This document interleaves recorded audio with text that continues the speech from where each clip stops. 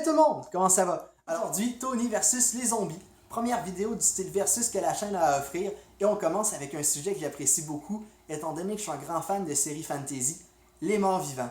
Donc aujourd'hui, on va regarder ensemble pourquoi est-ce que j'ai envie d'aller voir Hollywood et dire « Man, il n'y a personne qui sait de quoi qui parle quand il parle de zombies. » Donc, on va regarder ça ensemble, vous et moi. On va démystifier les trois grands types de zombies et de quelle façon est-ce qu'ils sont bien ou au moins bien utilisés au grand écran et même au petit écran avec des séries comme The Walking Dead ou Game of Thrones. On regarde ça ensemble, trois types de zombies, on commence tout de suite. Le terme zombie, c'est un terme créole qui vient des rituels vaudous. Le zombie veut dire réanimer. C'est-à-dire que dans le temps, il y avait certains chamans vaudous qui réanimaient des morts en leur donnant une tâche qu'ils devaient accomplir. On a vu la vraie et bonne définition du zombie dans le film Night of the Living Dead dans les années 50. Et après ça, chaque production de zombie, ou presque, a sorti une certaine version maison qui est malheureusement pas correcte. En regroupant dans trois catégories, les morts, les parasites et les mystiques, on peut prendre tous les types de zombies qui ont été faits dans tous les types de productions d'Hollywood. Les morts, c'est probablement la catégorie de zombies qui pose le plus de problèmes présentement. C'est celle qu'on trouve dans la série Walking Dead. Et sérieusement, il y a un trouble avec ça, là. Ça n'a pas d'allure. Si on se fie à la définition, c'est que les activités cérébrales du zombie sont maintenues. C'est-à-dire qu'après la mort de l'autre, son cerveau va quand même continuer d'envoyer des influx nerveux pour répondre aux stimulus extérieurs. Tout ce qui stimule les cinq sens. L'odorat, la vue, le goût, le toucher et l'ouïe vont alimenter le zombie. C'est parce que c'est hyper facile à contrôler, là. Je veux dire, on parle de l'armée américaine, d'accord? Peut-être qu'ils sont pas forts des fois, mais ils font du bruit à quelque part, tout s'en va là, ils garagent du napalm, ça brûle, merci, bonsoir, là.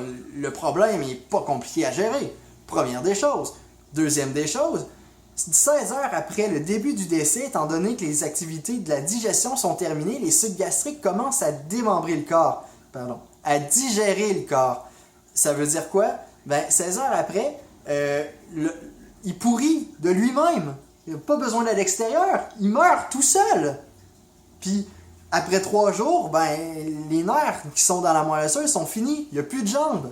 Puis ça continue de monter. Il est censé avoir des insectes macrophages. Il n'y a pas de mouches là-bas. Sur sûr, remarquez, ils n'ont peut-être pas tourné en Abitibi pour cette raison-là. Là. C'est peut-être ça le problème. Mais à Atlanta, je suis persuadé qu'il va y avoir des rats, qu'il va y avoir d'autres affaires qui vont manger la chair en décomposition. Après 10 jours seulement, l'apocalypse de zombies devrait être terminée simplement parce qu'il existe trop d'ennemis naturels aux zombies de catégorie mort. Ça doit être la créature de Schrödinger parfaite, celui-là. Je suis désolé, ça tient pas de bout.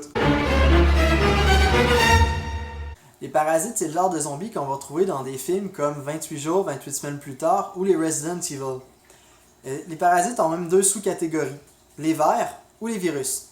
Si on regarde les vers, ce seraient des êtres qui vont aller entrer à l'intérieur d'un humain pour aller se ficher au tronc cérébral.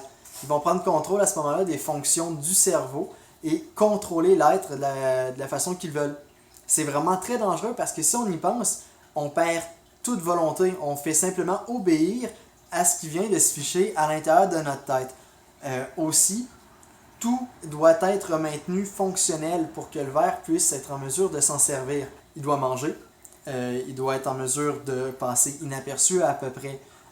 Si moi je vous dis que dans vos amis proches, vous avez des zombies parce qu'ils ont été parasités par un ver, est-ce que vous allez commencer à devenir paranoïaque ou autre? On ne pourrait faire confiance à personne, dans le fond. C'est complètement... Mon voisin pourrait décider de rentrer chez moi puis de me prendre une bouchée parce qu'il n'y a plus de viande dans son frigo, puis son parasite dit « t'as faim, va manger lui. » Aïe aïe, non, ça marche pas. Si on regarde la catégorie des virus, comme dans Resident Evil, c'est quelque chose qui est même encore plus alarmant parce que là, le virus, lui, s'en fout de passer inaperçu ou pas. Ce qu'il veut, c'est se propager. En se contagiant par la salive ou d'autres choses comme ça, il devient hautement volatile. À ce moment-là, on ne peut pas se cacher parce que le virus conserve, lui, les fonctions cognitives. C'est-à-dire que même si on est dans un bunker ou autre et que c'est juste une poignée de porte, il va être en mesure de tourner la poignée de porte. À ce moment-là, où est-ce qu'on peut aller? Faudrait qu'on soit dans des tours, faudrait qu'on soit dans des coffres-forts, faut qu'on se barricade. C'est beaucoup plus que ce que les morts font. Fait qu'entre Walking Dead et ce qu'il pourrait avoir dans les d'autres films, il y a vraiment une grosse coche de danger, en fait, là, rendu là. Mais encore une fois, Mais le problème, c'est que ça peut pas durer éternellement. Si le corps a plus de réserve, ben il va simplement mourir. Fait que s'il n'y a plus assez d'énergie, il n'y a plus assez rien, il n'y a plus de réserve, ben non seulement on va avoir des zombies qui devraient généralement maigrir, ben passé un certain temps, il va simplement mourir de fatigue. C'est ça. C'est la grosse artillerie que les zombies pourraient nous offrir.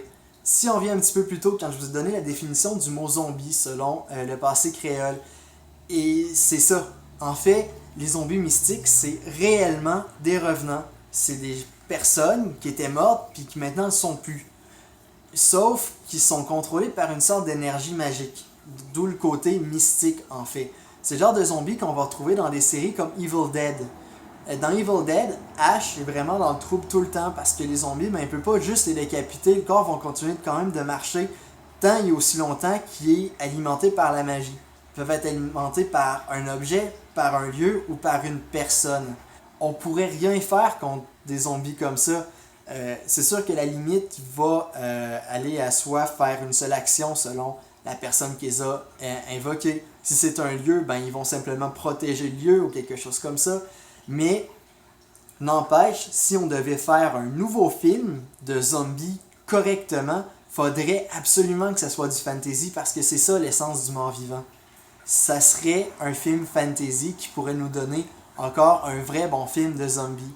Puis ça, c'est le fun parce que si on regarde des films comme Warcraft, si vous avez vu Warcraft, ben c'est le fun parce qu'on peut se dire qu'il va peut-être avoir des morts-vivants qui vont revenir parce qu'ils font partie de cet univers-là et ils en font partie correctement. Si nous, un jour, on devait être contré, en fait, on devait se retrouver face à une situation de zombie parce que les scientifiques ont inventé la magie, par exemple, on serait dans la merde, puis on serait dans le caca, genre vraiment longtemps, on serait submergé. Qu'est-ce qu'on peut faire pour les arrêter? Il faudrait qu'on trouve la source de la magie, il faudrait qu'on la neutralise, et ça, en devant tout le temps, constamment retuer ce qu'on a déjà tué. On n'y survivrait pas, là. Je veux dire, si ça arrive, ben, GG, là. On surrender, on abandonne, on délite la sauvegarde, puis on recommence la partie d'avant, puis on espère qu'on ne fera pas encore de la même façon. C'est juste ça. Mais, ça ferait du bon cinéma. Ça ferait un sacré bon cinéma. Fait que je pense que c'est ça, en fait. Si on voudrait refaire un bon film de zombies, ben, faudrait qu'Hollywood vienne me voir, puis ben, je vais faire ça pour eux. C'est aussi facile que ça. Bon, j'espère que vous avez aimé et que vous en savez plus sur les zombies aujourd'hui. Merci beaucoup d'avoir écouté tout le monde. À la prochaine.